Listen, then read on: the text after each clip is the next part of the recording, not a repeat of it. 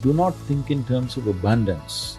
Think in terms of a fulfillment of life. Yeah. If you are a fulfilled life, according to your competence, according to your capability, according to the times in which you live, nothing makes you better. The only thing is, when people are in a relationship and there seems to be a wave of joy and love and acceptance, and then other days maybe it's anger or resentment or frustration, how do we move out of that and more into acceptance and conscious love as opposed to control or manipulation or, well, you need to do this to make me happy? How do we expand beyond that? see, first of all you must decide, is your life in pursuit of happiness or is it an expression of joy? Is it in the pursuit of happiness or expression of joy? Tell me in your life, when you're expressing your joy, was that the best moment?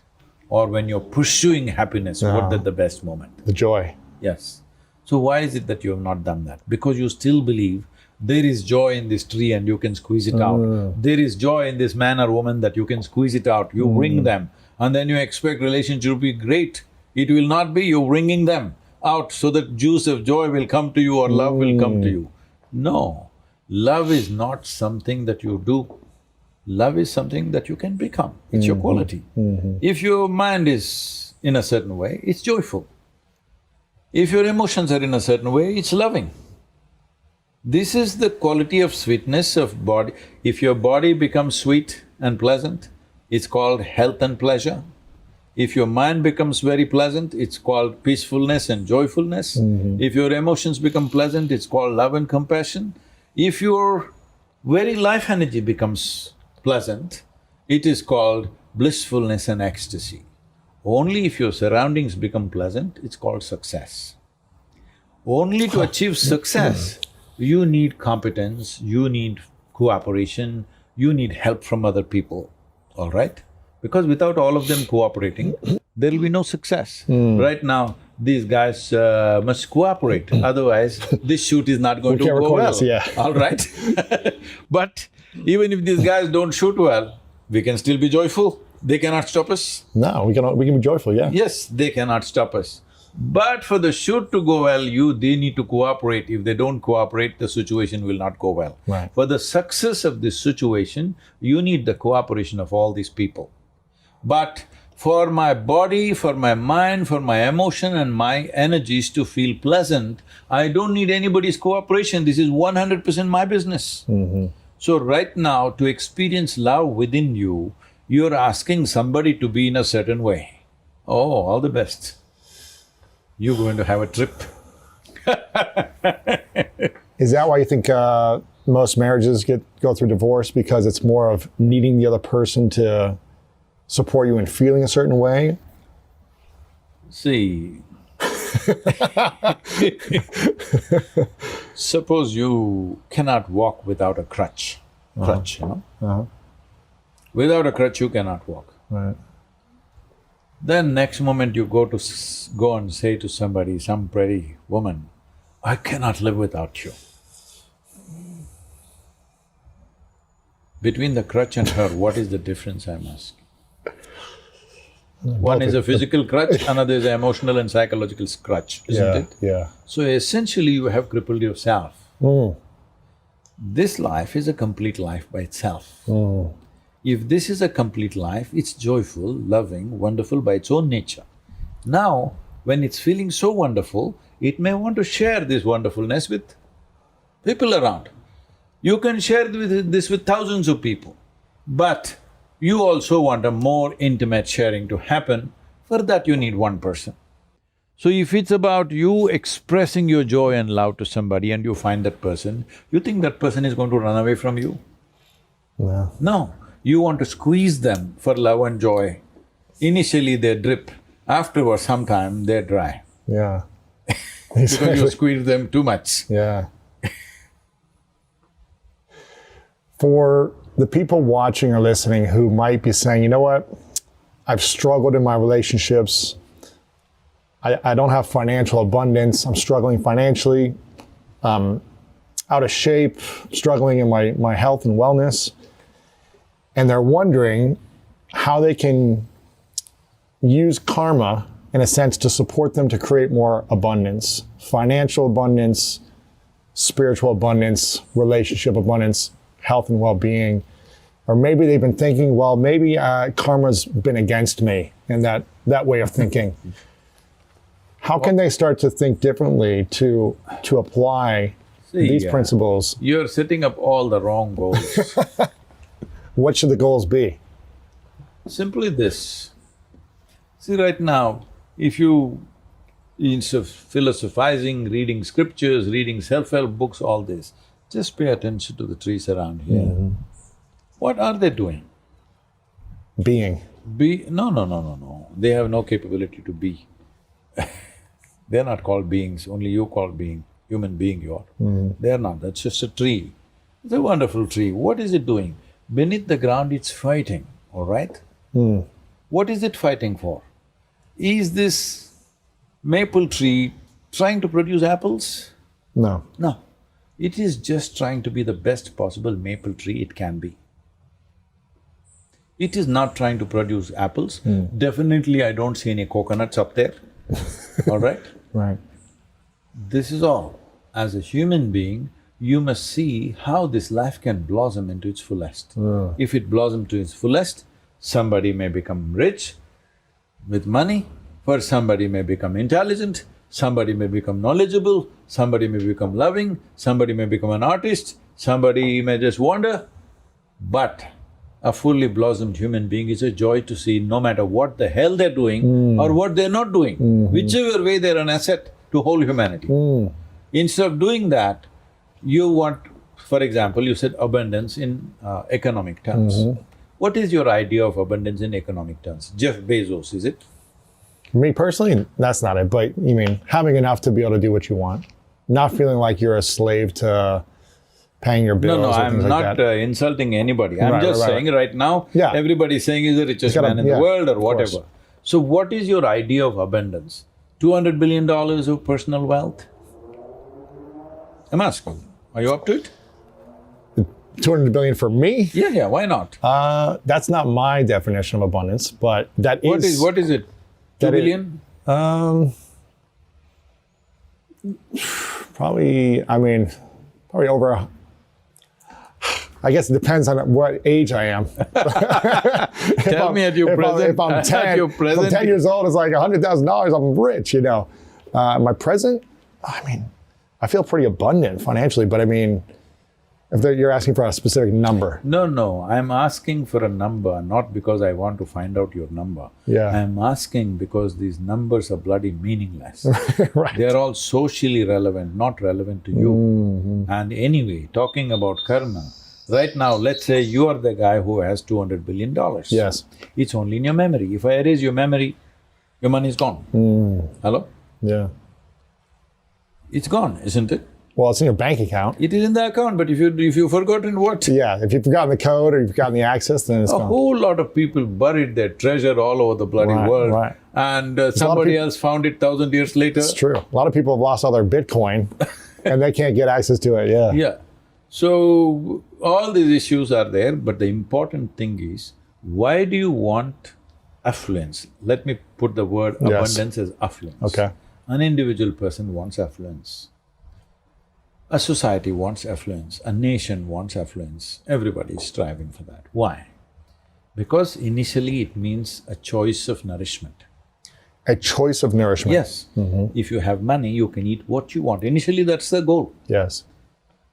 If it goes beyond that, after you eat everything you want to eat, next thing is a choice of lifestyle. Yes. Now, for example, United States of America has the highest choice of nourishment choices, highest level of nourishment choices, highest level of lifestyle choices, all right? But you're spending 3.25 trillion on healthcare. Right. Oh, wonderful, that's big… that is larger than India's economy. Really? For 1.4 billion people, we don't have a $3.25 trillion economy, all right? So what is the abundance you're seeking? You want to destroy the planet, that's what you're saying. I'm not saying for me, I'm saying for people watching it. Yeah, yeah. No, I'm saying this, the thing that you're thinking is because you're in California, your idea of abundance is here. If you're in Timbuktu, Right. your idea of abundance would be this, all right? Of course. So I'm saying do not think in terms of abundance, think in terms of a fulfillment of life. Yeah. If you are a fulfilled life according to your competence, according to your capability, according to the times in which you live, you will do the appropriate thing. Right now in pursuit of abundance, people are doing vulgar things. Two people are living in a 50-bedroom house, what's the point of this? Right. Can you sleep in 50 different places? No. Yeah. You can have everything that you can use well. But the important thing is, are you making arrangements of home, automobile, this, that, everything as a means to act in the world or as a means to enhance yourself? This you must decide. This is why I said the car advertisements are all talking about the leather, about the paneling, about this. Why? Because this is a way of enhancing yourself. Your car is little shinier than your neighbor's car and you're supposed to be better. I'm saying nothing makes you better, all right? Nothing makes you better. The only thing is, everything that you can be within yourself, are you or are you not? That's all. In our lives, if we do not do what we cannot do, there's no issue. If we do not do what we can do, we are a disaster. So, I'm saying, at least are you as joyful as you were when you were 5 years of age? At 35, 40, if you are not as joyful and as exuberant as a 5-year-old boy or girl that you were, obviously you're a disaster because you're not even square one. That was square one of your life when nothing was in your control, all right? You're not even in square one, you sunk deeper. That's a disastrous life. So we shouldn't be thinking abundance and finance or this or No, that. We those should be things thinking- will happen according to times, isn't it? Yeah. See, if you and me were here 10,000 years ago, I would definitely find an Indian cave because there are many. I don't know if you would have found one. Ohio has caves. Yes, it does, yeah. You wouldn't have come to California, you would have found a big cave in Ohio or Yeah. gone to neighboring state of Kentucky and found a really massive cave out there, all right? I've been visiting all these caves. Yeah. So, Try to find some water, that's abundance, what yeah. would be your idea of abundance at that time, I'm asking? Yeah. So I'm saying do Something not warm, think yeah. of abundance because the moment you thought like that, that is what destroyed this planet massively. And now you're saying you want to be eco-friendly by driving an electric car. No. It is because fundamentally wrong thinking has come. Life has become about something else. Something else around you enhances you. No. The only way to enhance yourself is to bring this to its full blossoming of what it can be, at its fullest best, what it can be. What I am at my fullest, am I better than you? No, I'm just different. This tree, is it better than that tree? No. This is one way, that's another way. And that's why the world is so beautiful. If there was one more guy just like you in your house, could you live there? No. No. If there were 7 billion people just like you, could you live in this world? You No. would commit suicide, believe me. So how does someone know what their full potential is, of who they can truly be?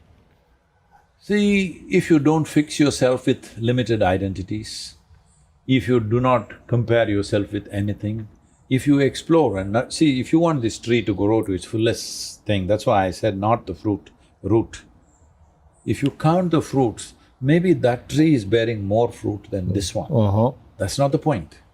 You nurture the root. The fullest possible nurture if you give to the root, what it has to become, it'll become. A blade of grass cannot become a tree. But is it not wonderful? Yeah. Is it not wonderful? You may step wonderful. on it, Yes. but is it not wonderful? Yeah. You mostly have the garden for grass, not for trees, actually. Right.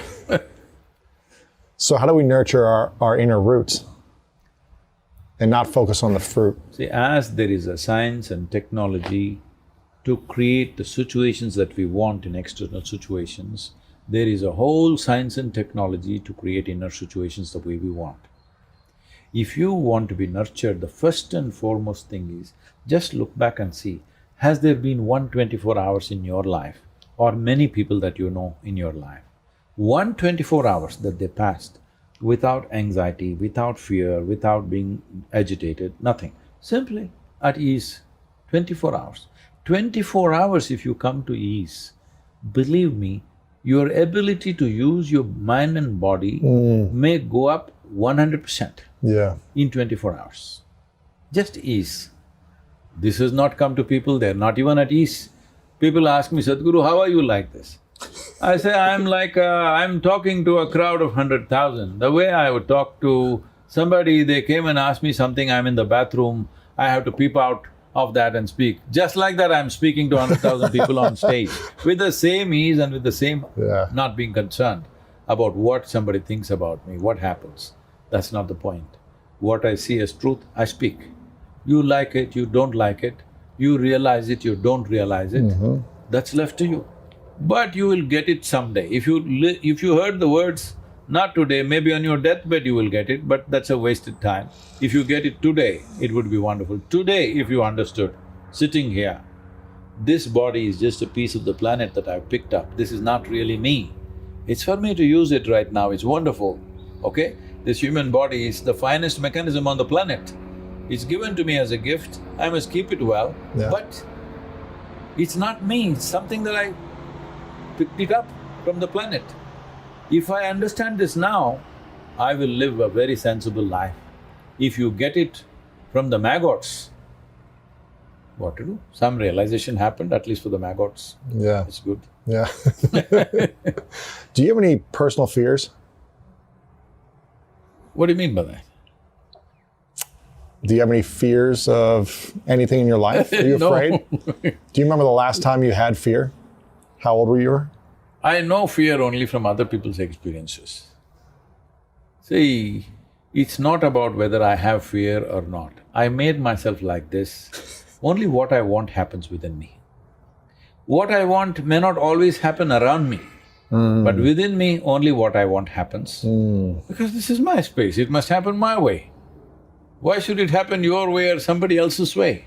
The same goes for you, isn't it? Yeah. What is within you must happen 100% your way, no other way. When you see chaos around you in whatever way that might be, Oh, I'm seeing it all the time. what's your initial response inside to whatever, someone screaming at you or something unjust or some pain happening around you or whether it's attacking you or not? How do you internally respond, or what do you say, or what's your come from in that moment to stay grounded, to stay peaceful, joyful in a moment of pain? I will act as it's needed. That's all. Yeah. I will not do anything other than that. If it needs action, I'll perform that action. If it's not necessary, I'll walk away from that. It depends what kind of situation it is. Yeah. And I'm facing such things all the time, Yeah. all the time. Yeah. Don't think I'm always celebrated. There are millions of people who celebrate me as a very, in a very fond manner, that I'm very dear to them, though they have not seen me. There are also quite a number of people who simply hate me, endemic hatred towards me, though they have not seen me. Simply because they're all invested in something. An identity. If you… something, whatever it is, they call it nationality, they call it religion, they call it caste, creed, race, whatever. The moment you say something that threatens that identity, they will hate you. What is hate saying about the person who's hating something? It empowers him. It empowers them? Yes. Hate is far more empowering in terms of propelling you into action than love. When people are loving, they hesitate. They hesitate. But when they hate somebody, they go all out. What does the hate do to someone who's creating the hate? A little acid. But California acid is popular. Right, right. And do you have any big dreams? Do you think about your dreams in the future, or is it more just you're here in this moment, you're here to show up the most joyful way you can? No. See, this whole thing about being in the moment is just a mixed up idea. See, what this means is, right now, the way it is understood in this part of the world, the way it's understood is, Being in the moment means don't think about the past, don't think about the future. Essentially they're saying, do not use your cerebral capability. A human being is endowed with a phenomenal cerebral capability which no other creature on this planet has. In that department, we are number one on the planet, isn't it? Yeah. So right now, because people do not know how to use it, and they're torturing themselves with their cerebral capability, they're poking themselves with their sharp intellect. Because of that, somebody is saying, don't think about the past, don't think about the future, just be in this moment. If you're drinking water, just drink water. If you're talking, just talk, don't do anything. See, this is just saying, why don't you become an amoeba once again? An amoeba also has a brain, small brain, that's all. No problems. Amoeba need not pray, amoeba need not meditate, amoeba need not think how to be peaceful, very peaceful and fine, all right? So even now for the human beings, if you remove half their brain, they will all be peaceful. Essentially their problem is they don't know how to handle their own intelligence. So either you come up with philosophies like this, or you soak your brains half in alcohol, or drug it, Right. do something, eat too much so that it won't work. All you're trying to do is somehow dull the brain. I'm saying, this evolutionary process took millions of years to give you the cerebral capability, and now you don't know how to handle it. How sad is that? That's a miserable thing that you're doing, because no other creature has the cerebral capability that human being has. So essentially we are thinking intelligence is a curse. I told you already, it's a curse. If you have limited identity, intelligence is a curse, not just for you, for everybody around you. See, somebody who is very sharp but evil thoughts and they're doing things, you wish he was brainless, isn't it so? Yes. So this is simply because of this, you don't know how to handle your intelligence for well-being. You tell me, in your experience, is intelligence a solution or a problem? It depends on how it's being used. No, that's not the point. Is intelligence a solution or a problem? Essentially. I feel like it's a solution. It is an absolute solution. But people are making a problem out of a solution. Right. Right now, people are making a huge problem out of a solution. You think we evolved like this to create problems? We evolved like this to sort out everything Right. that other creatures cannot sort out, Right. isn't it? Right. But we are not able to sort out anything simply because we're crippling ourselves with this kind of things. So the most important thing is you have an intelligence, for you don't have a stable enough platform. That is a fundamental problem. If you do not create a stable chemistry, stable energy system, stable physical body, your intelligence is the worst curse you have. Right. The sharper it is, the more you will hurt yourself. So this is your inability to handle it. For this there are various reasons, because people are being raised like cattle, all right? Not nurtured. Not nurtured. Adults, as you know, get caught up in a lot of things that aren't their true nature. And why is that? Why is that, do you think, that we forget how to play and think like a child when we grow up? See, people have forgotten that in this vast cosmos where we don't know where is the beginning, where is the end, in the middle of nowhere, on a tiny little mud ball called Earth, you and me are sitting long distance and talking right now, okay? So, and for the kind of creatures we are not even a speck of dust in this universe. But we have an individual experience. This is the magnanimity of creation, that it's given as an individual experience, though we are nothing. Tomorrow if the whole humanity evaporates, nobody will miss us in this cosmos, that's how small we are. But we have an individual experience. So this individual experience, human beings have taken it rather too seriously, as if they are the beginning and end of the world. The center of the world, yeah. Yes, they thought they're the center of the universe. So this misunderstanding makes them believe as they grow up, or as they degenerate, I would say, they don't really grow up, Because at the age of 5, if you're so joyful and energetic, by the time you're 30, you should be ecstatic and bursting. But if the reverse has happened, this is degeneration of life. So this degeneration happens because people take their individual existence rather too seriously. They don't understand, before you and me came here, countless number of people who thought they were smart and they were strong and they were beautiful and they were wonderful, they're all topsoil now. Countless number of people. And you and me also will be one day, unless our friends choose to bury us really deep, fearing that we may rise from the dead or something. So, we have taken our individual existence too seriously. Because of this, life has taken a back seat. Our physical structure has taken front seat, our psychological structures have, gone to the stratosphere, but the life that we are is somewhere, which is not even in most people's experience. So this is the whole problem.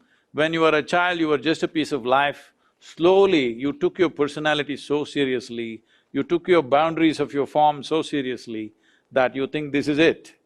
So till death knocks on their door, they don't realize that this is not it.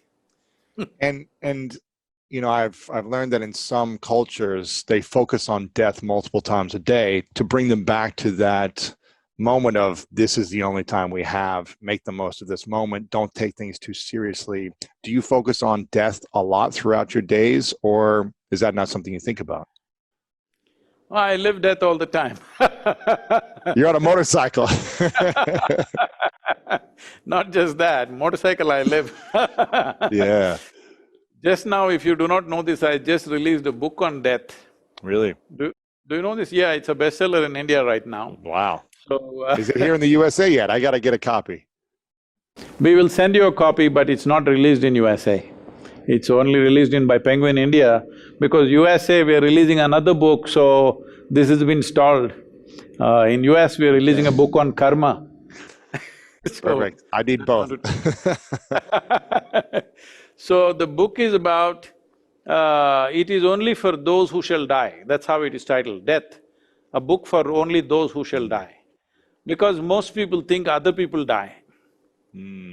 They don't realize we die. Right. They do not… See, death essentially means, it reminds us that we have a limited amount of time and energy to live. Nobody has unlimited time or unlimited energy. If one is constantly conscious of this, definitely they will organize their life and they'll prioritize their life in much better way than the way they're doing it right now. This is a fundamental. Death does not mean something else, not some terrible thing. Death simply means, it is clearly reminding you, you have a limited lease of time and energy. That means you need to organize your time and energy to what is most valuable for you, not do one more thing that is not necessary for yourself or anybody around you. And because people think they are forever, they are in some restlessness all the time. I think they just put up a poem which I wrote 3-4 days ago. It's called Life. The most restless ones rest so well when life is taken out of them, as if the only curse was life. What does that mean, to rest so well? You mean sleep so well or live so well that you feel restful? Oh, even in sleep they're rolling all over the place, huh? They're not sleeping well. No, no.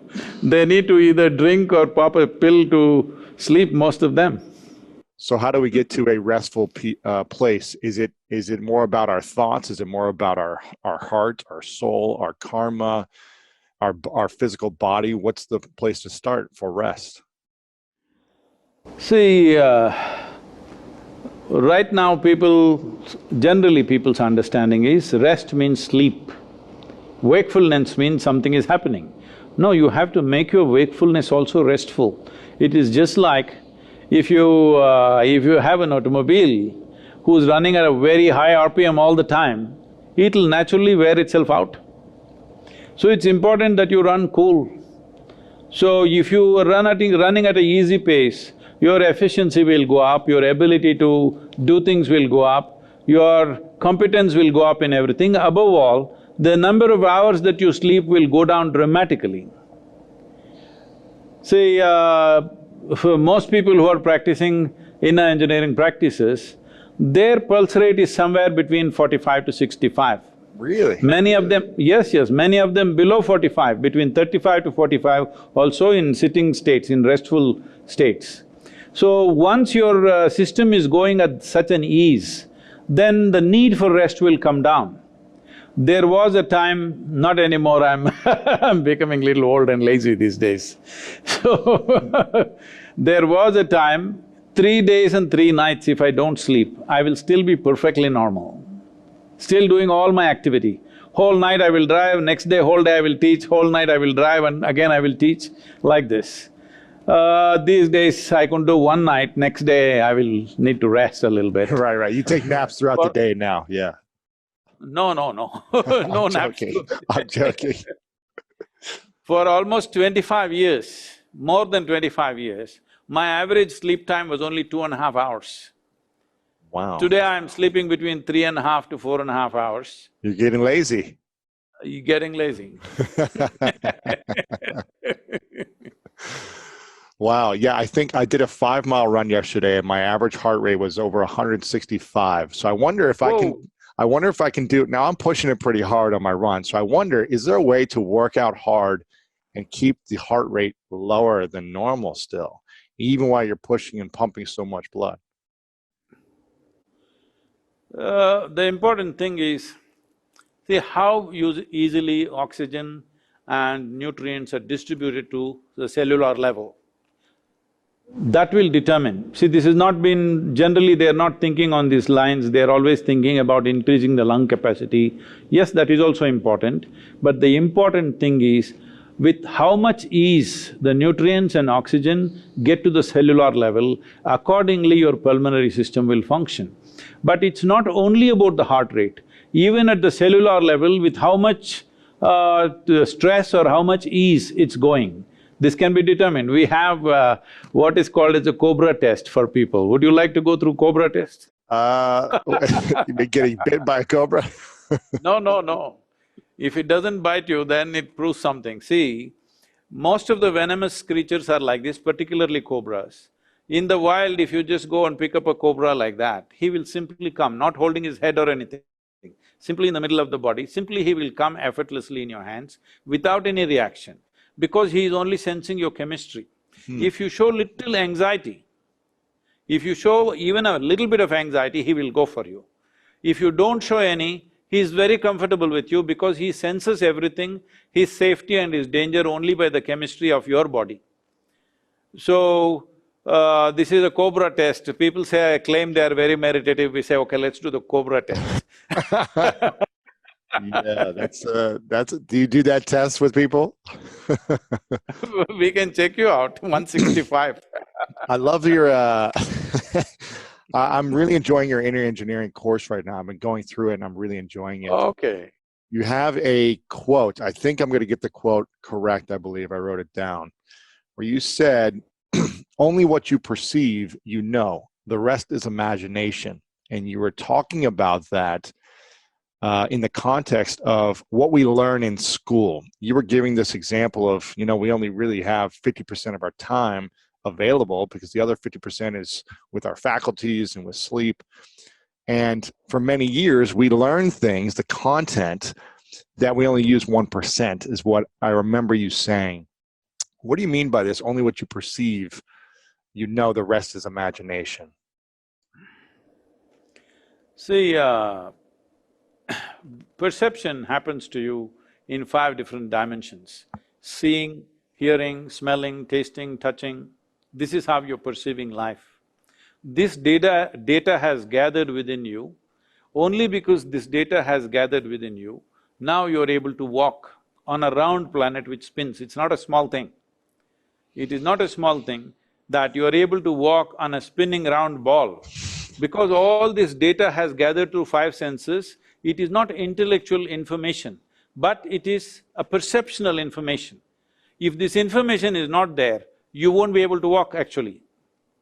You will not be able to walk straight. This is what is happening for people when some people lose their memory and things like that. Suddenly they become unstable in their body because some of the data is gotten disconnected with their system. So, this data that you perceive is most important. That's what a child is all the time drinking up everything. You see how the child is looking at everything? Because he wants to drink up as much data as possible, because instinctively he knows without that data, he will not be able to function. So how attentive you are, how attentive your eyes are, how attentive your ears, nose, tongue and touch is, accordingly you have that much, that much usable information. So why one person is more efficient? Well, you are an athlete. Why one person is able to catch a damn ball, another person can't catch the damn thing? Why is it? Because that level of attention of exactly how that ball will behave, how you can anticipate where it will go, this is not there. Intellectually, suppose you have a PhD in football, you think you can play football? If you have a PhD, no, I think you need to experience it as well. If you just study it Yes. only, yeah. No, that is not experience, it's perception. You're watching it out of your keen interest, you're watching exactly how a ball moves. You may not be thinking the physics of it, but you're watching it and perceiving it. Because of that perception, you know something that you cannot know by reading 100 books about it. That's true. You've got to experience life. Of course. You've got to That's the experience only it. reason we are here.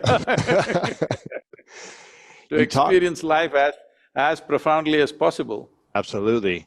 What do you think is missing in the world the most right now, especially here in America? There's a lot of, we have Corona, and then people feel like they're suffering, they're angry, they feel unjust with a lot of different things that are happening. What is missing in the world? So, talking about those situations in America, America has an unfortunately very cruel history. Whether it concerns the Native Americans or the African Americans today, there's a very cruel history. By trying to put it under the carpet, it'll keep popping up. We have to come to terms with it. Everybody has to come to terms with it. Some remorse, some settlement must happen. I think that expression of remorse has not happened, so it keeps popping up. Well, this one policeman's inhuman act is not the real thing. The real thing is, it's there in the air. Because whatever has happened in the past, certain number of people have resentment about it, and another set of people somewhere, maybe not exactly for me, maybe it may be wrong for me to say this, but somewhere they think that's a natural order of life, that's how it was supposed to be. Somebody had to die, somebody has to be a slave, that is how it is supposed to be. That must go. We must understand, historically, every one of us have made mistakes. We must bow down to our own mistakes and say, we are sorry for this, let's see how to create a new nation, a new world. This much sincerity and humility should come in every human being. Otherwise, one set of people are resentful, another set of people think they deserve it, then how will this go? Yeah. Do you feel, talking about mistakes of the past, I've made a lot of mistakes in my past personally, in just different ways, from my business to relationships to family dynamics, a lot of different things. And I'm constantly trying to learn to be better every day. Do you feel like you've made a lot of mistakes in the past that maybe you regret, or you think to yourself, oh, that was pretty stupid of me to do? Or have you always been this enlightened?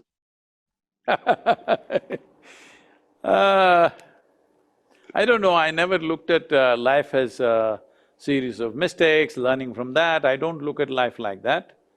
Well, have you made some dumb decisions here and there? Of course. But I wouldn't see them as mistakes, I just see them as part of growing up and becoming more mature, because enlightenment is one thing, you see things clearly, but still operating in the world, you need wisdom. Wisdom, you have to earn it with experience, there is simply no other way for that. So you must stumble and fall and learn and grow and just go through life. Not necessarily, I would not say it is necessarily so, because today it has become fashionable with all these management gurus and all saying, you must learn from your mistakes, you must learn from mistakes. That means you must keep on doing mistakes. I don't believe that you must learn from your mistakes. I would rather live a life where I don't do any mistakes. Because life is so brief, you do a bunch of mistakes and then you will learn, and where will you use it? In the grave? It's too late. So So learn from and other people's especially mistakes, yeah. yes, of course. That is what being human means, that we can learn from other people's experience, from history we can learn. We don't have to do all those things once again. And especially you are from the aviation state, if you are trying aviation or if you're trying skydiving or something, if you don't do things right the first time, well, that'll be the last time.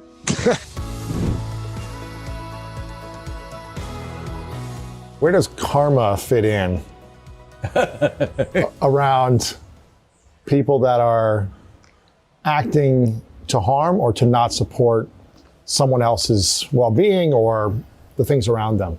How does karma fit See, in? all your identity is only from your memory, isn't it? How are you an American? You remember that you were born in America. Yes. Suppose I erase your memory, are you American? Suppose what? Say I it. erase your memory. Am I an American? Yeah. I don't know. No. So how does your family identity come? How do your racial identity come? Everything is by memory, isn't it? Yeah. Now karma means this accumulated massive amount of memory. Now, will you stand above that? This is the stage for our life. This karmic background is like a platform. If you create enough surface tension in this, you can stand on it and do your fresh act today. But if your feet sink into it like quicksands, then you are just a victim of your memory. Right now, the person that you think is a racist is a victim of his memory. Right. The person that you think is a terrorist is a victim of his memory. The person who is a suicide bomber is a victim of his memory because he remembers what has been taught to him, all right? If he loses his memory, he's a fine guy. Right. right. Yes. So right now you don't have to lose your memory. Where is your memory? Your memory is in your body and what you call as your mind, which is all one, Yes. all right? This is hardware, that is software. Sure. So this software, you wrote it unconsciously through various incidents, experiences, your own perception according to your intelligence. You wrote your own kind of software unconsciously. It's written by you, but unconsciously. There have been cases where people have sleepwalked and committed a murder. Even the judiciary thinks that is not worth punishing. They don't punish them, even though they committed murder sleepwalking. As far as the act is concerned, somebody died, they lost their life, not a small thing. But this man was sleeping. So that man doesn't get punishment because he was sleepwalking, all right? He could have even killed himself in his sleepwalking, it's possible. Right. But instead he killed somebody else. So essentially, you're unconscious, so you're not punishable because you're less than a child, I'm saying.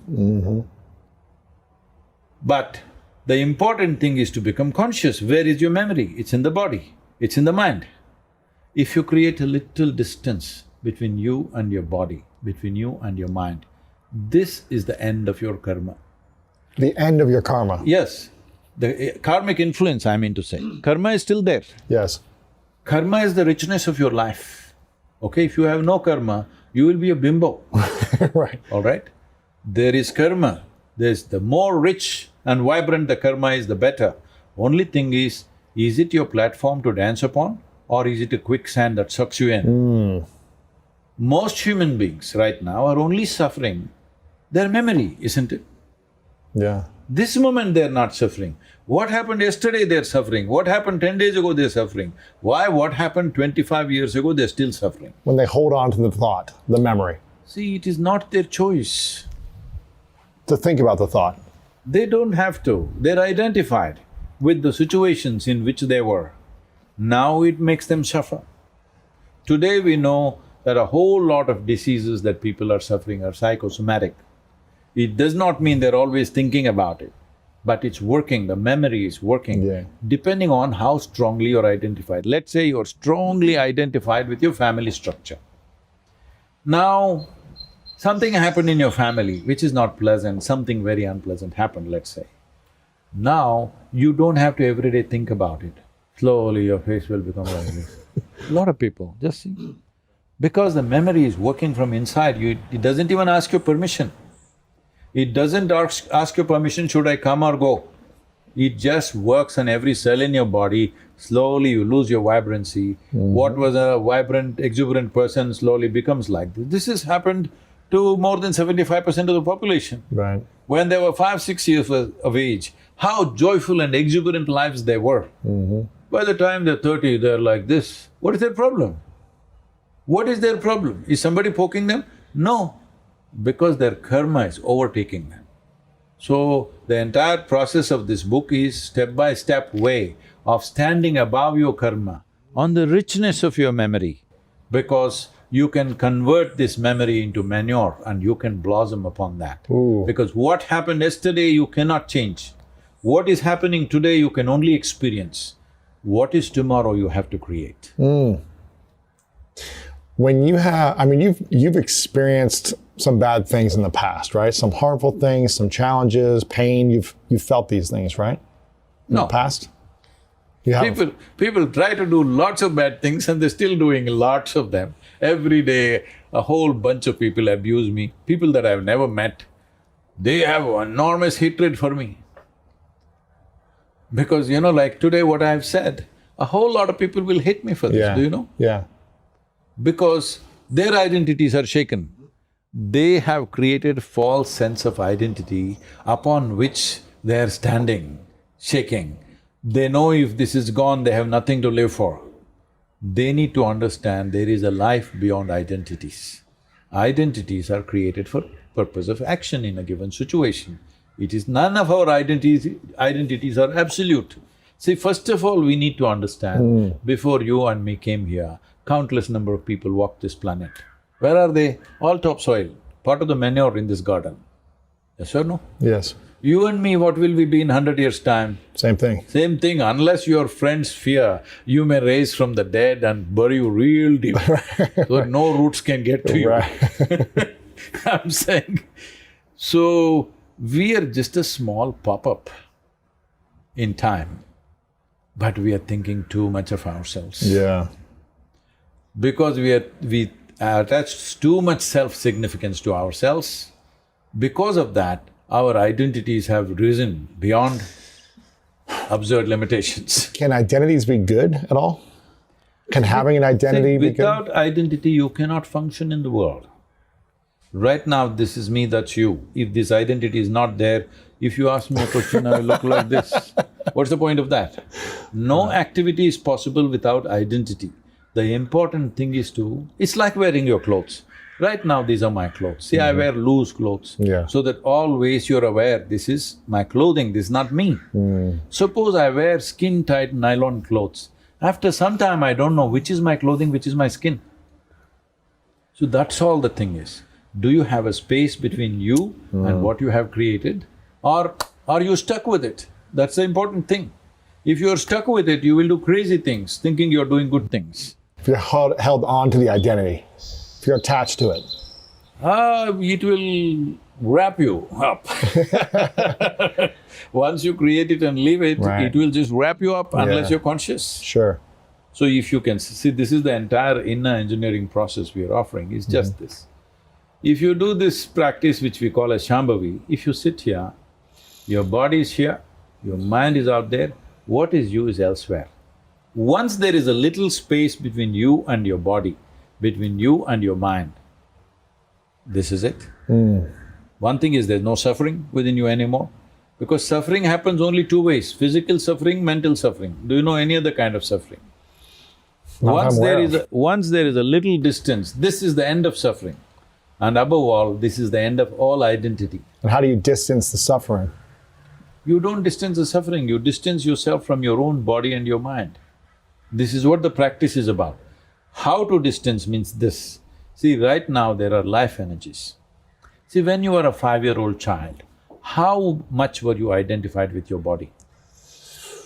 I'm trying to remember a 5-year-old child. How much do I identify as my body? I think I was probably exploring my body, trying to run Not around. at 5, you were not exploring any body. My body? I think I was like running and jumping, and I was That's like it. being active. You were I was using it, but playing. you're not identifying Yeah. it because every day it's changing. You can't even identify with Right, it. right. All right? Yes. Your identity with the body got strengthened when you became an adolescent. Okay. That is when hormones started Gotcha. poisoning your mind. When your hormones hijacked your intelligence, Yeah. suddenly you lost your sense of who you are. Yeah. Otherwise, you as a life were far more exuberant than your body can ever be.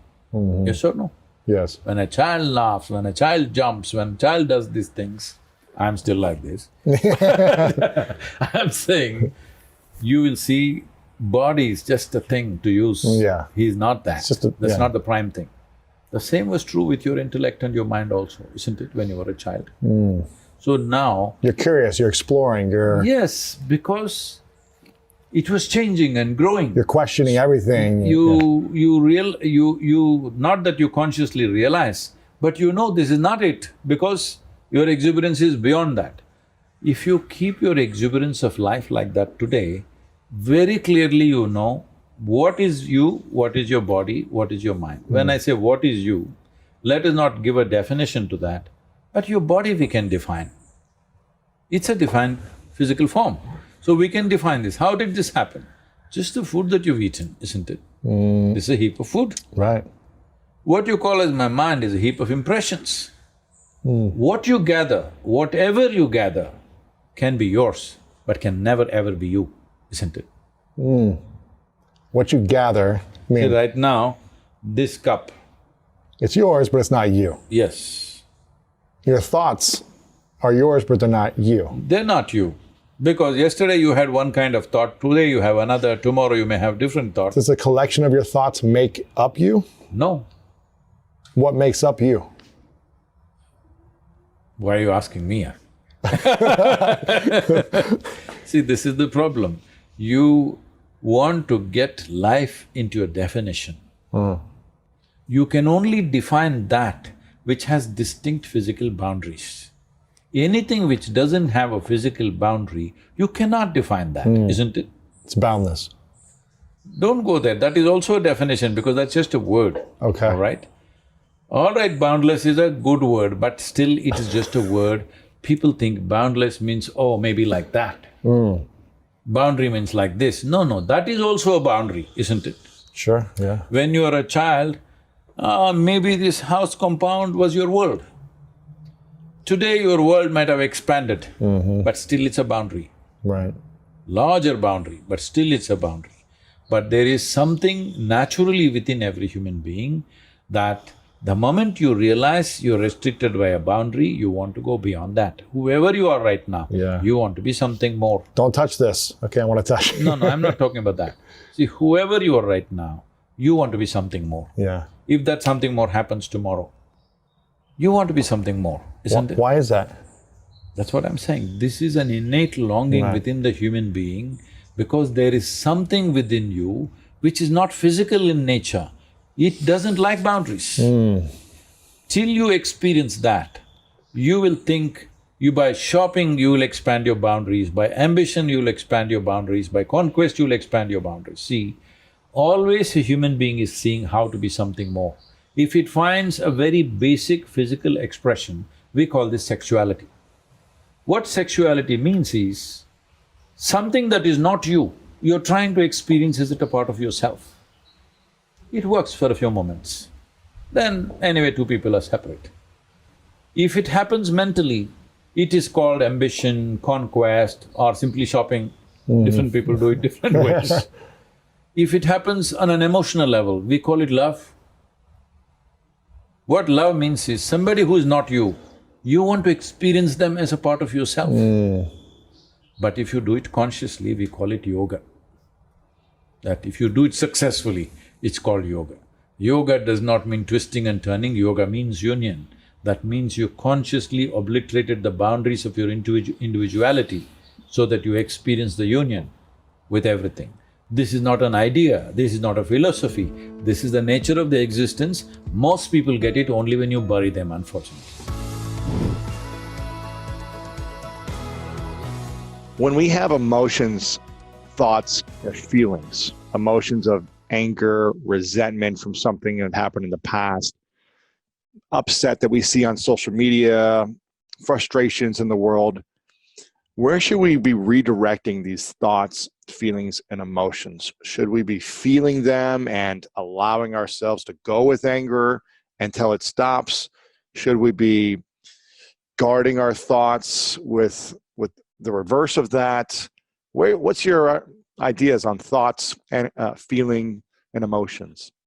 You must punch a window pane or a wall better. A stone wall is good. You'll feel it more, yeah, exactly. Because that is the model that the Hollywood and the television shows, everything is setting up. When you get angry, you break something, all right? Exactly.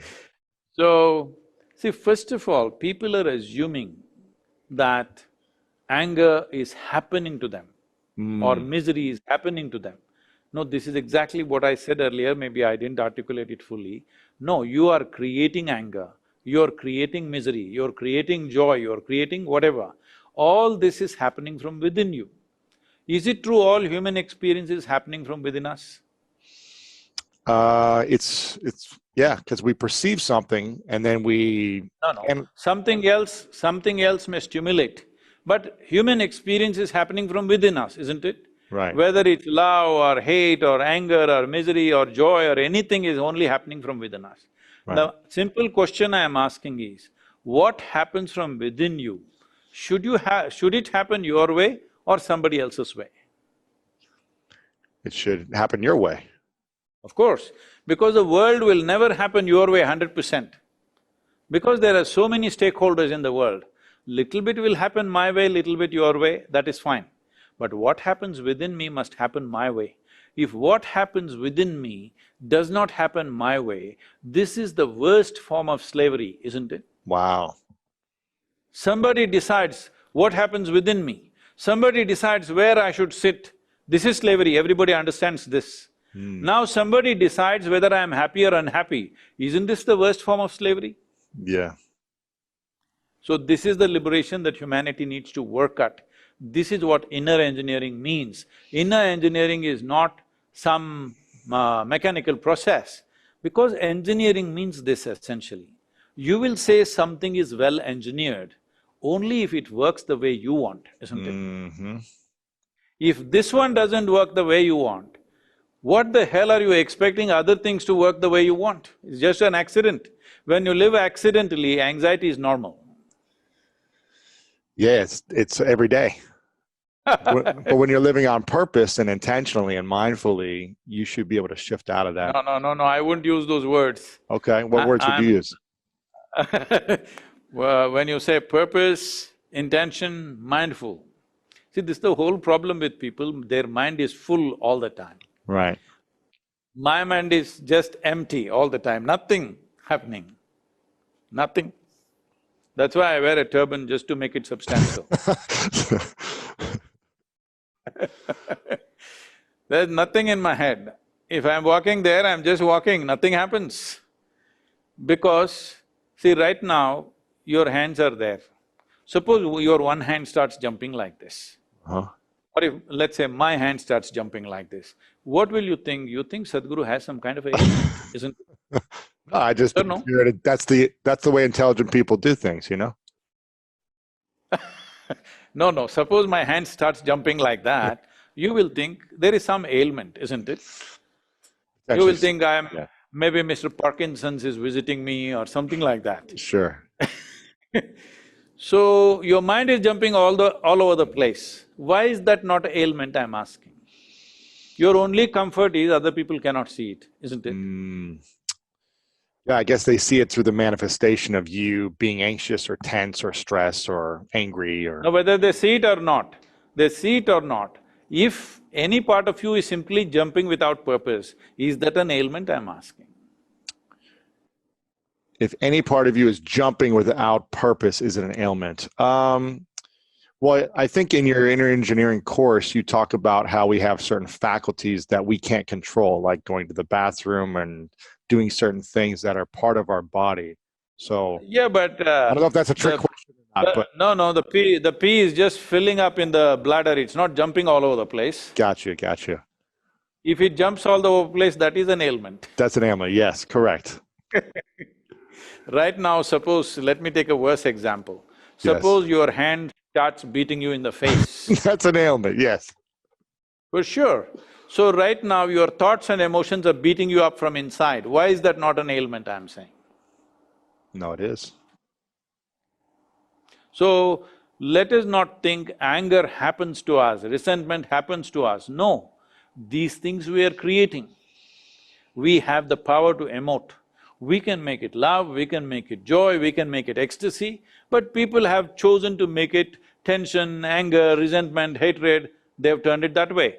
Now they will claim this is because life has been unfair to me. Life has not been fair to anybody, especially not me. Life is not fair to anybody. Life is simply rolling. It's for you to learn to ride it. Sometimes we're in uncomfortable situations, sometimes we're in comfortable situations. Sometimes we're in situations where we know exactly what to do. Sometimes we're in situations where we don't know what to do. Sometimes somebody else is controlling the situation, sometimes you're controlling the situation. This is how life is. If you are constantly stepping into unfamiliar situations in your life, that means you are growing at a rapid pace. If you are constantly in comfortable situations, that means you're a stagnant life. So if you look for comfort, if you look for a comfort zone, because the moment your thoughts and emotions are going to torment you with external stimulant, external stimulation that happens, what will you choose? You will choose a comfort zone. This means you will limit your life. So the moment somebody can cause you pain or suffering, this means unknowingly you will make the very scope of your life very limited. Only when a person loses this fear of suffering, that no matter what happens, this is how I will be, if this assurance comes to you, then you walk full stride, because whatever happens in the life around you, it will not really make you suffer. Once you are free from suffering, only when you're free from suffering, when you're free from the fear of suffering, that is when you will explore your life in full depth and dimension. How do we rid ourselves of the fear of suffering then? See, as I told you, the suffering is happening because your faculties are not held in your hands. If I have to go to this in little detail, I'll have to take a few minutes. See, for example, if I ask you a simple question, do you want your intellect to be sharp or blunt? What is your choice? Sharp. Sharp, of course. So you understand, your intellect is… the sharper it is, the better it is, it's like a knife. So if it's like a knife, it's a cutting instrument. So if you give anything to your intellect, it will dissect everything and see, this is the nature of our intellect. You don't have to physically dissect, but it dissects everything and sees what is this, what is that. This is the nature of the intellect. Without dissection, it doesn't know because it is a knife, it's like a scalpel. It must be sharp. A knife that is not sharp is no good knife, isn't it? Right. So… It's good for butter. Yeah, that also depends. If it just comes out of the refrigerator, even that it won't cut. So, if you're using a knife to do everything, let's say you eat with a knife, you brush with your knife, and you do everything with your knife, of course you will be bleeding. That's all that's happening. Only one dimension of intelligence within us. In yogic way of looking at things, we look at mind as 16 parts. This intellect is just one part.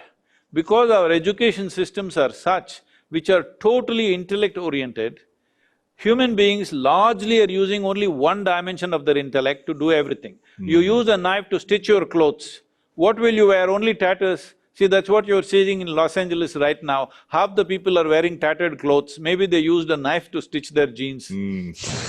Exactly, with holes in them, yes.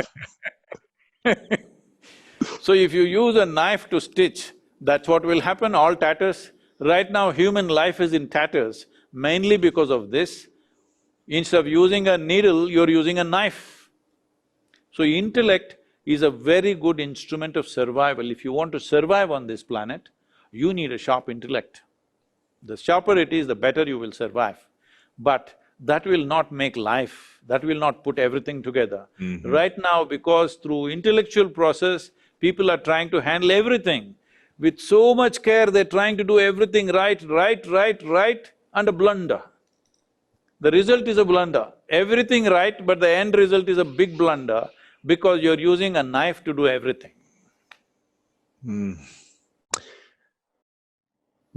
Okay, here's a question for you. When was the last time that you felt anger or resentment and actually expressed it? I was just thinking of getting angry with you just now.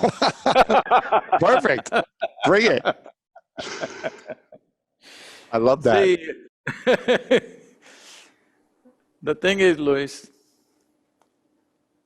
I did not give this privilege to anybody, that somebody can make me happy, somebody can make me unhappy, somebody can make me angry, somebody can make me miserable. I have not given that privilege to anybody. It's not that I'm incapable of all these things. If I want, I can be all those things. Right. But I have not given this privilege to anybody. They can't do something to me and make me angry, no. I have not given that privilege to anyone. Did you have that experience or give that privilege to someone when you were younger? Did you learn that at a certain point where you transitioned? Till I was 23, 24 years of age, from the age of probably 11, 12, I was always 24 hours angry. Really? Yes. Because I was on this binge of what is justice and injustice. Huh. So once you start looking what is justice and injustice, just about everything in the world looks unjust. Everything makes you angry. Small thing. Yeah. Yeah, anything unjust means it makes me angry. And everywhere I see, whether at home, in school, on the street, in the society, in the country, in the world, wherever I see, I think this is unjust, this is unjust, this is unjust. So much injustice, always angry. Right. I mean, I feel like there's a lot of people in America and in the world who a lot of things make them angry, and there's a lot of injustice for people. So when did you shift, and how did you come to that realization that this no longer works for you in your life? See, it doesn't work for anybody. That's true. Not just for me. But for you personally, when did you realize? See, the reason why people think anger is some kind of a virtue, because they say righteous anger, all right? Right now America is seething with anger, and they think it's righteous anger.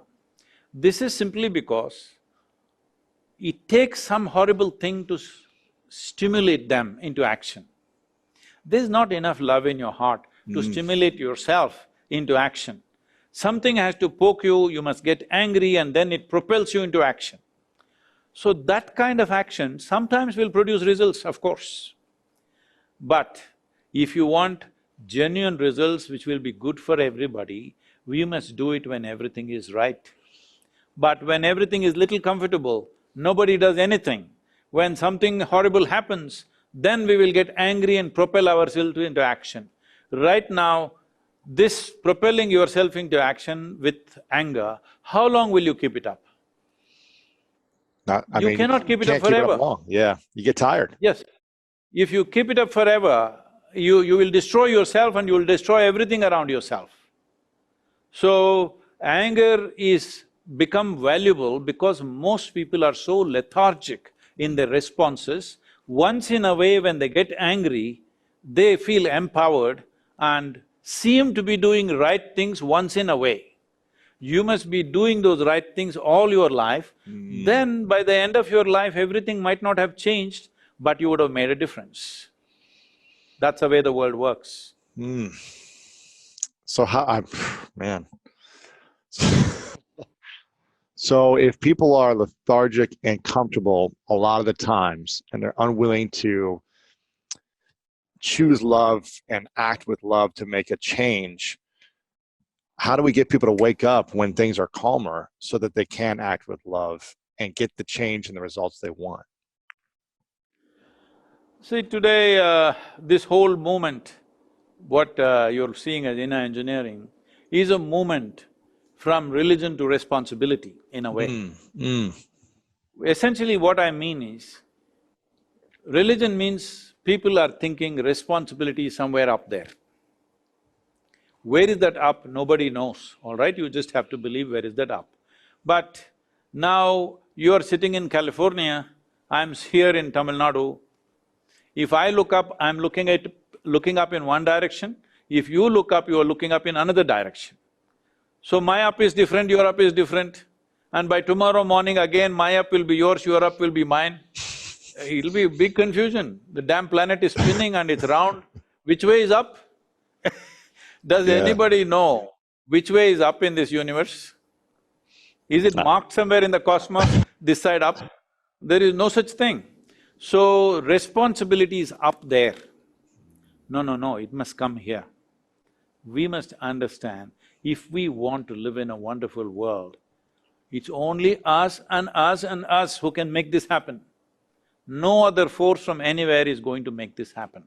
Unless we realize and transform ourselves from religion to responsibility, that it's here. What this whole thing has come up is, see, because we have no explanation for creation. Before you and me came, so much creation has happened. Who did it? A simplistic, childish understanding of this is, a big man must have done it. So he is somewhere up there. Because you can't see him here, he must be up there. Now, of course, women are claiming, why not it be a woman?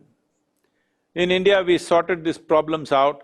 We have man gods, we have woman gods, we have snake god, we have cow god, we have elephant god, we have every kind, crawling ones, creeping ones, flying ones, because we foresaw all the future problems that may happen. You don't know who will claim what tomorrow. So we said everything is God. So what I'm saying is, our idea of God has essentially come because we have no explanation for creation. How did all this happen? Such a complex, fantastic stuff. Who did it? Because we are human, we think it must be a big human being. Suppose you and me were buffaloes having conversation right now. We would definitely think God is a huge buffalo, isn't it? Nobody could argue with us about that. We would definitely say he's a huge buffalo, because that would be our imagination. Right now, this is our imagination, it's fine. If you are using it to settle a few things, if you are using it as a way of a psychological process, fine. But solace is one thing, solutions for life is a different thing. So one first thing that we must decide is, those who are in extreme states of poverty, war, other kinds of misery imposed upon them, only for them you must give solace. Rest of us who have eaten our breakfast today morning or dinner, we should talk about solution, not solace. Solace is just a psychological process to settle something within you. But why? People who have eaten well, people who are healthy, people who have a life to live, why are they psychological problem? They should not have any psychological problem, that's all I'm saying. I know this will be very cruel for a lot of people, but they better get it because life is brief. If they don't get it now and they think being psychologically disturbed is normal, they will spend their life like this. It is not normal. To be healthy is normal. To be balanced is normal. To be joyful is normal. Look at yourself when you were 5 years of age. Were you miserable or joyful? And somebody had to make you take the joy out of you by poking you with something, otherwise joy wouldn't go, you would be bouncing all over the place, isn't it? Correct. Today somebody has to make you happy, somebody has to work hard to make you happy. So at that time somebody had to work hard to make you miserable. Today somebody has to make you work hard to make you happy. The whole equation has gotten reversed. What is it? What is it that happened to you? You just grew up. If you grew up, life should become better when you grow up, isn't it? All other life, you see a little plant, when it grows up into a tree, does it become better or worse? Becomes better. It becomes better. Everything becomes better. Only human beings are saying, oh, childhood was so fantastic, my adulthood is misery. Why? This must be the best time. Your old age must be the most fantastic time. Before we continue this video, make sure to subscribe below and turn on the notification bell right now so you don't miss out on these great videos every single day. If all this is there, How do I live clean? How do I live happy? How do you eliminate the waste, the trash? You don't have to eliminate the waste. Waste is very valuable. If you know, right now in this garden, they buy waste at a very, a very exorbitant price because their waste goes into the public system. They have to buy waste from somewhere. They have to buy filth. To fertilize. Yes. Yeah. So whether you turn your filth into a fertilizer or you smear it on your face and walk around, that's your choice. This is why karma. So what kind of karma happened in my life till this moment is not always my choice. So many things have happened.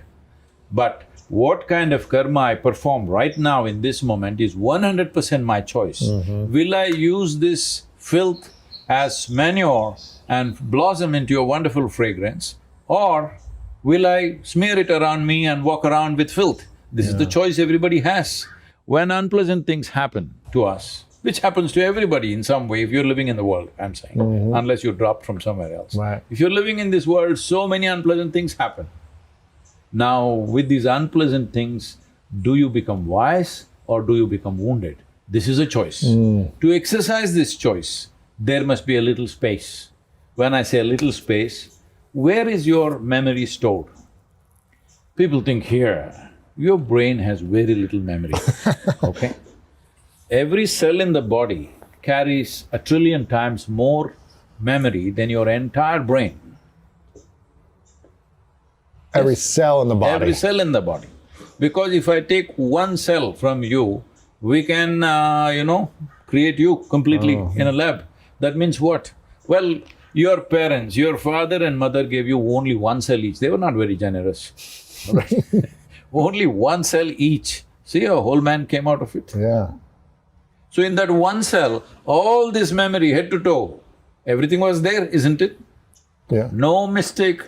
Texture of the hair, texture of the skin, the nails, the works, every detail, to the minutest detail, was it packed in that one cell or no? Yeah. Yes? So every cell in your body carries 1 trillion times more memory than your entire brain carries. Wow. So if you do not use that, if you just use one part of your body, then everything seems to be stressful, everything seems to be a struggle. Today, everybody complaining about everything. Everything is stressful. You are a toddler, you have stress of diapers. You are a teenager, you have hormonal stress. You're middle age, you have crisis. Your old age, geriatric stress. Right. All right, which is not stress, your entire life is stress. Tell them, okay, you die. Oh, that is enormous stress. So this is not because there is something wrong with anybody's life. It's simply because it's like, you have a car, it's supposed to go on 4 wheels. Try to drive on one, okay, one may look like too much. Try to drive on 2, well, within 10 miles your tires will burst. Because too much stress on one point, other things are not being used. This is all that's happening to human beings. Are we stressing our minds too much? See, when we say mind, see again Brain. your hand went almost Brain. here. Are we stressing our minds? No, there is a mind across this body. What is it that you call as a mind? A certain combination of memory and intelligence is mind, isn't So it? our whole body's mind. Yes. In yoga, we see physical body, mental body, energetic body, etheric body, bliss body, like this, everything is body. Because it is right across, it is not in any one place.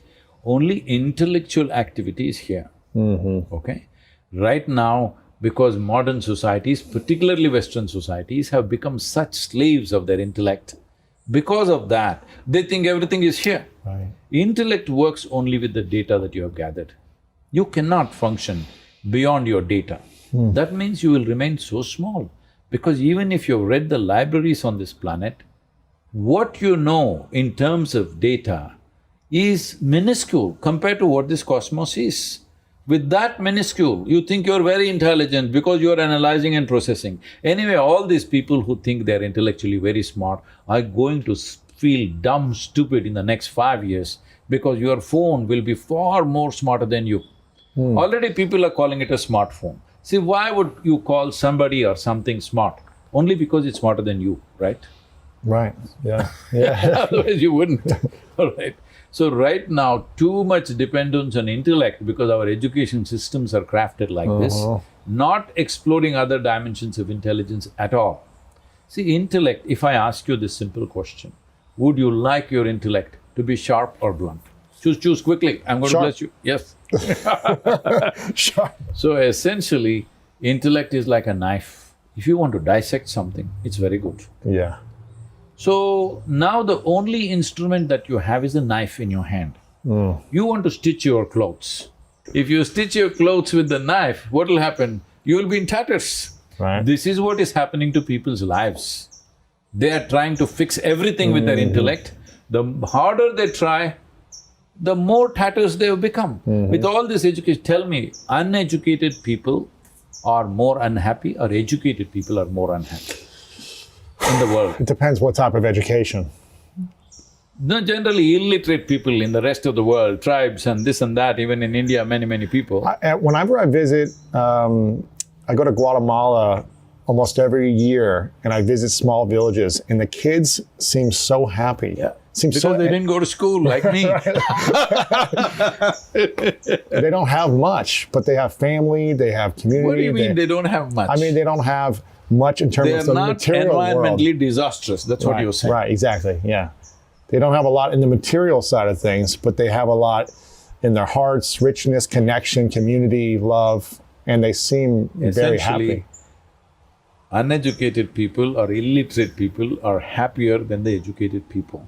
With education, your life should have become better, isn't it? Unfortunately, they're becoming unhappy simply because they only have sharpened their knife. And a sharp knife in your hand and you're unconscious, you're cutting yourself all the time.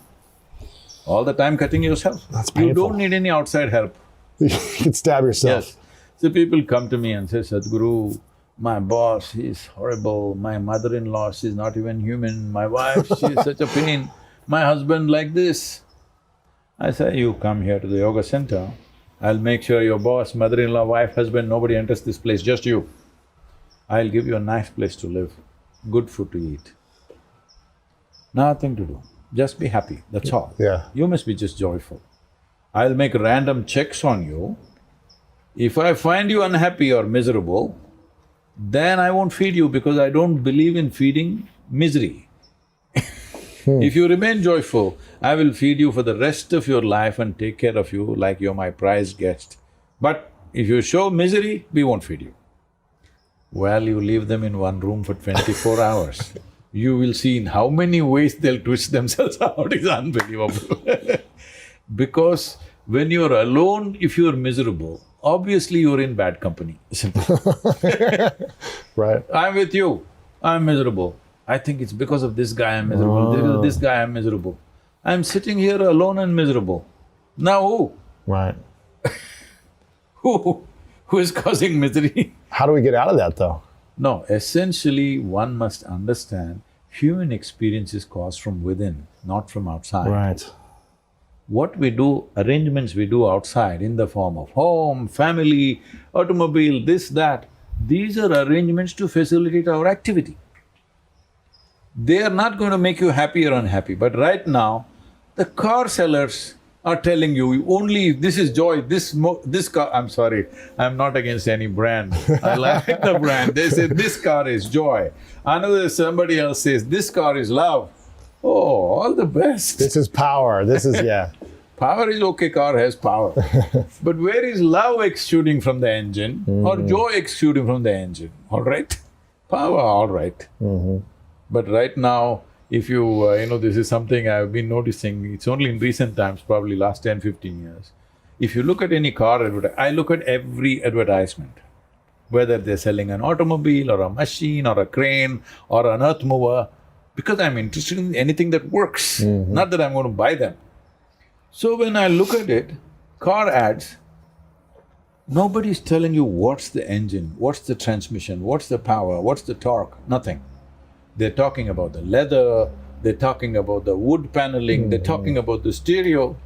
Arey, you buying a sitting room? You want to buy a drawing room or do you want a car? If I want a car, I would look at the engine, how it is made, what does it do? Right. No, nothing. Only… Why is that? Because they're buying a car for neighbor's envy. They're not buying a car because they love to drive a good machine. Yeah. It's always about being better than somebody else. Why do we obsess over that in general? And is that mostly in America, or do you see that all over the world? No, it's everywhere. America kind of setting the, path breaking. The standard. We're the best at trying to be the best. So this is unfortunate cultivation that is happening from kindergarten. If you're going to school, what your parents will say?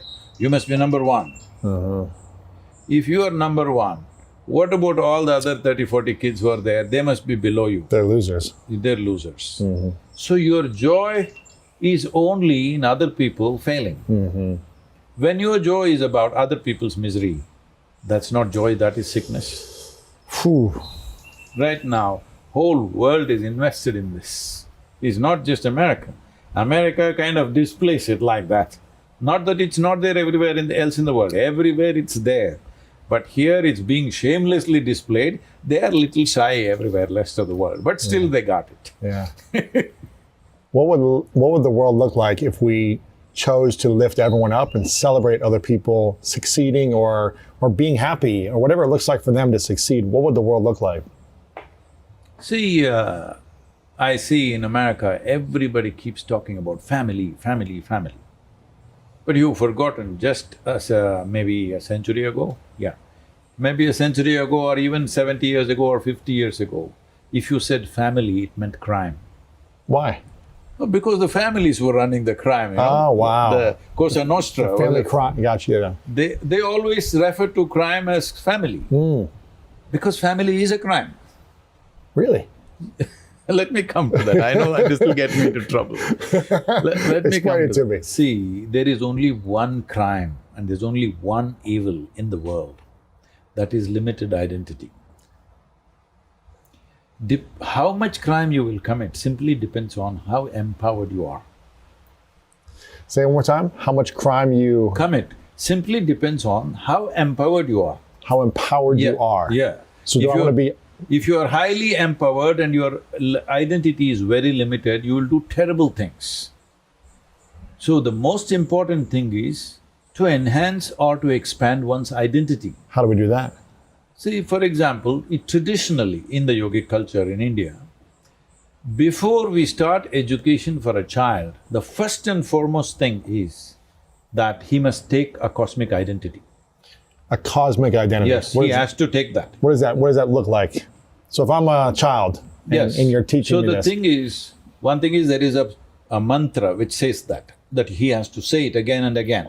He has to look at the sky and say it, he look at the earth and say it, look at the air and say it, look at the fire and say it, all the elements of water and say it, because these are all the composition of the cosmos. You look at empty space and say it, you look at water and say it, you look at fire and say it, you look at the earth and say it, so that you understand your identity is limitless. Why this is being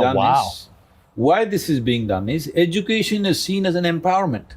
You should not empower a person who has a limited identity because he will cause havoc. I'll take the worst example which will get me into trouble. Sure. See, everybody talks about, you're not even supposed to mention this name, Adolf Hitler. Well, many people have been there who caused enormous pain to other human beings.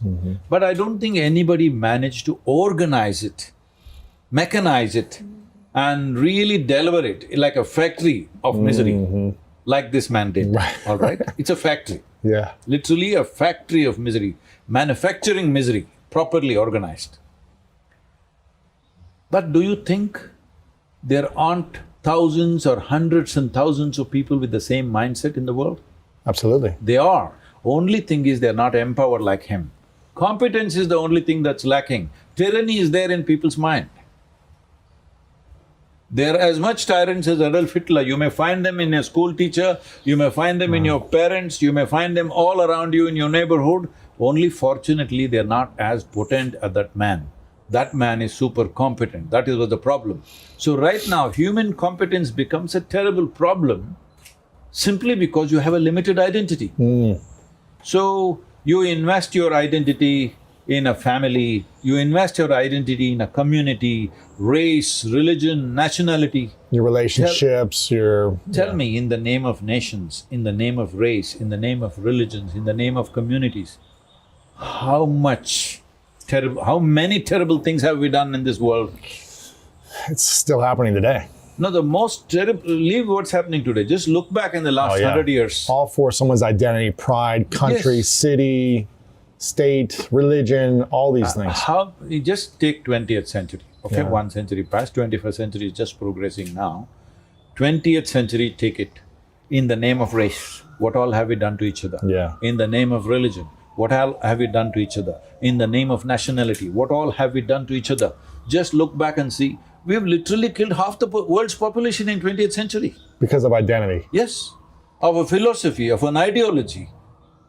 People have killed, all right? Right. So, limited identity and empowerment is a disaster. But we are continuously cultivating this all the time. So I said family is crime because family is the first identity that you take. After that comes community, after that comes maybe race or religion or nationality. Right now, nationality is reasonably the largest identity you're taking.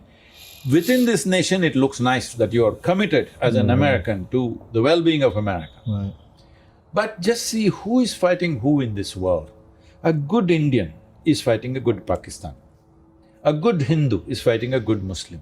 A good American fighting just about anybody.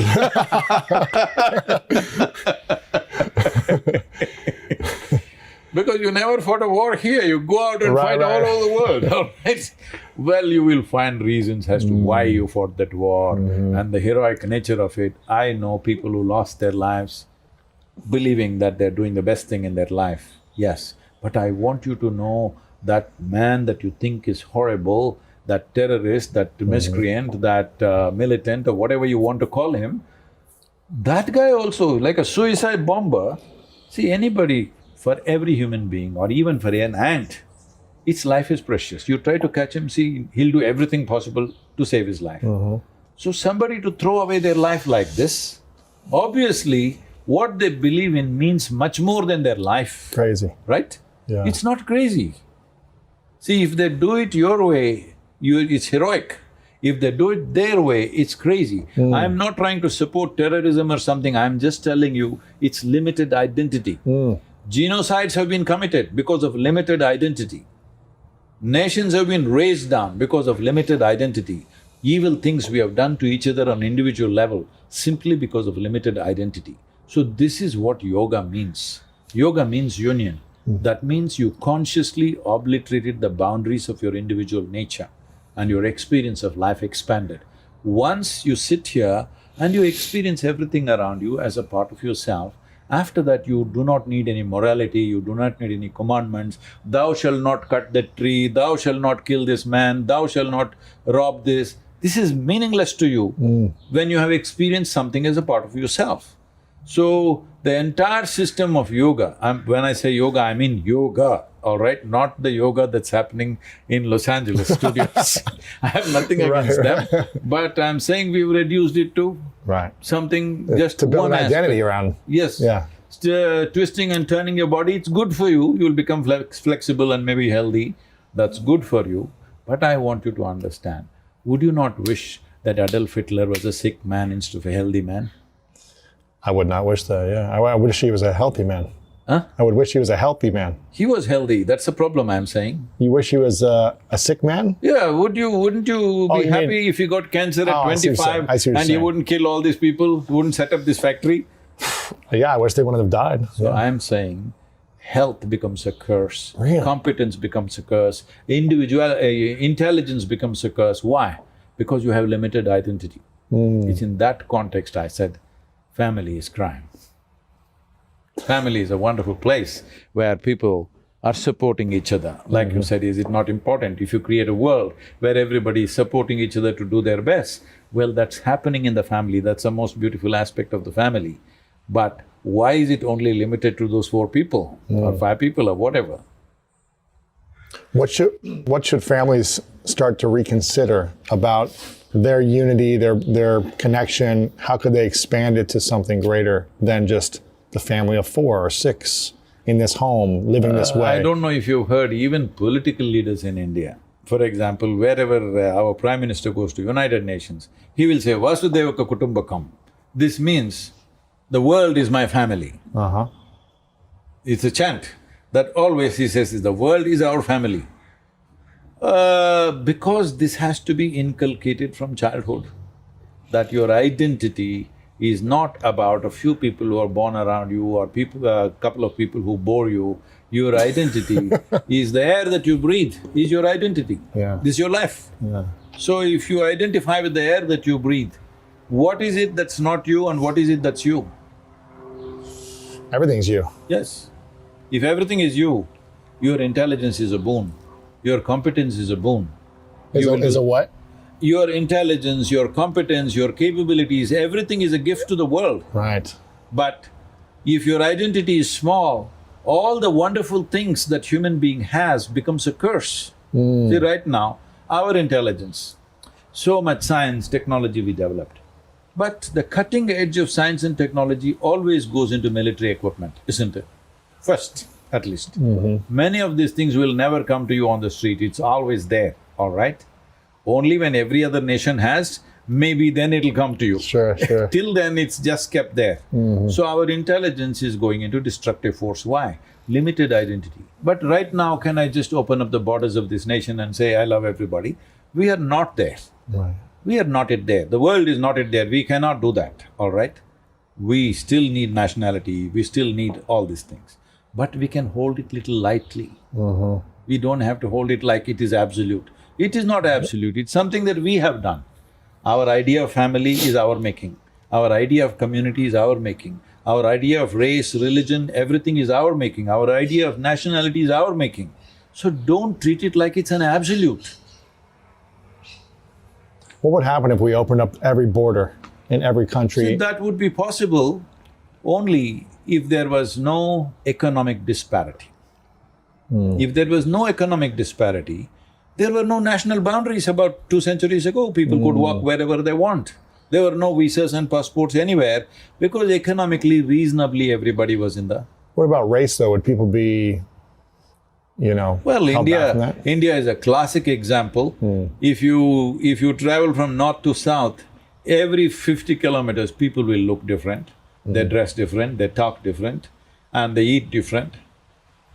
Every few kilometers, you will see people are different and we have no problem. That's how it would have been. Yeah. Only because you protected yourself for too long, now race seems to be one big issue, right? But the money disparity, you think, is the It is challenge? economic disparity which is difficult to handle. Yeah. Right now, if you take away the boundaries of this country, maybe half the world it'll be right here in the United States. And that will not be a solution because you will become poor. Right. Okay? United States will be poverty-ridden if that happens. But if you totally wall yourself out, then also you will become poor in a different way. So this has to be… First thing is, if your identity is little flexible, you will do things judiciously as it's necessary for the situation, an appropriate action. Our actions are never ever absolute. Our actions are just about being appropriate to the situations in which we exist. Yeah. If there's some parents watching or listening and they're like, wow, this is very eye-opening, I've never thought of it this way. They've always raised their kids a certain way, their kids are between… So this is a word that I hear very often in United States, we don't hear this in India. I was raised this way. Yeah. People say, I was raised Catholic, I was raised Jewish, I was raised Baptist, I was raised this way. See, you don't raise human beings, you only raise cattle. Right. A human being is a possibility that needs to be nurtured, not raised in a particular way. So you are raising people in a certain way because you are already committed to something that you think is absolute. Wow. Nothing is absolute. Life is a possibility. Will you allow your children to explore that possibility, or do you want to make them like concrete blocks, that they come out in a particular shape, raised in a certain way? No, this is not the way to handle humanity. So say these parents are hearing this and they want to nurture their children in a different way. Yes, the first thing they must do is, But they've been taught something their whole lives. they can do their prayers as they know it, but let them know that it's not absolute. They can sing their national anthem with pride, wonderful. Let them know it's not absolute. Let them also teach them 2 lines of global anthem, if not cosmic anthem, one global anthem which includes every life's well-being. Every child should sing this in every school. A global anthem? Yes, we need to make a global anthem. Everything is a binary choice. You're either believing something that takes you where you want to go or something that takes you away from where you want to go. You're choosing love or you're choosing the opposite, which is fear. The only beliefs that make any sense are the beliefs that will take you from where you are to where you want to go. So what are the beliefs that successful people believe?